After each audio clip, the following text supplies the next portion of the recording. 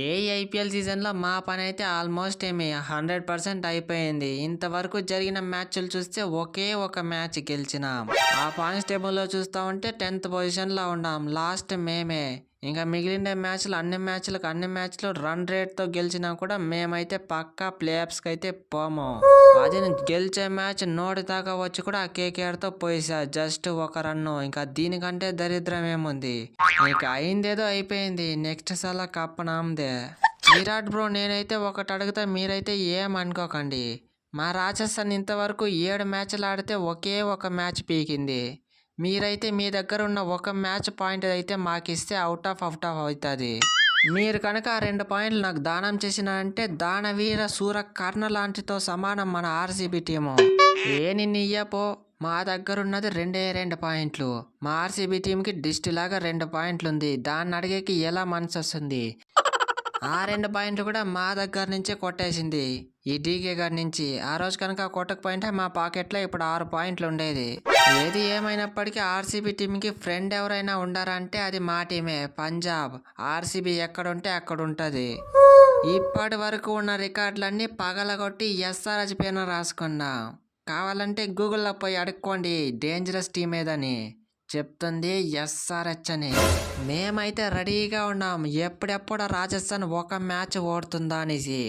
ఒక match ఓడిందంటే top position మాదే. మీ ఎస్ఆర్హెచ్కి మేమే మాత్రం తీసిపోము. మీరు 2nd పొజిషన్లో ఉంటే మేము 3rd పొజిషన్. ఒక్కసారి మా గంభీరాన్ని మెంటర్గా వచ్చేపాటికి మా కేకేఆర్ తలరాతే మారిపోయా. లాస్ట్ ఇయర్ పాయింట్స్ టేబుల్లో ఎక్కడో ఉన్నాం. ఇప్పుడు చూస్తే టాప్ 3లో ఉన్నాం. ఇది కేకేఆర్ పవర్ అంటే.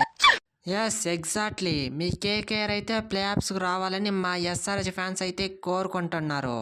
మీదైతే ఒక పెండింగ్ ఉంది, అదైతే అప్పుడు తీరుస్తాం.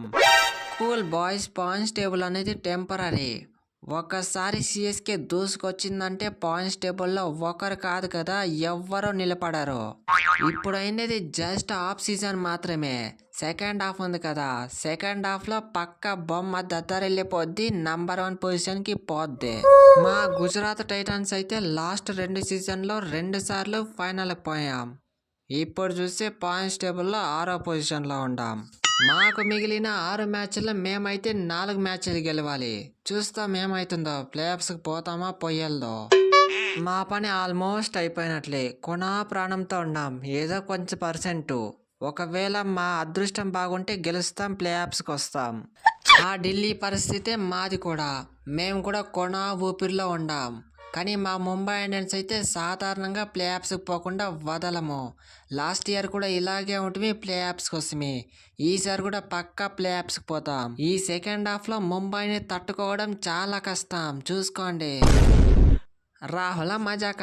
మేమైతే ప్రస్తుతం పాయింట్స్ టేబుల్లో 5th పొజిషన్లో ఉండాం. మాకైతే రిమైనింగ్ అయితే 7 మ్యాచ్లు ఉంది.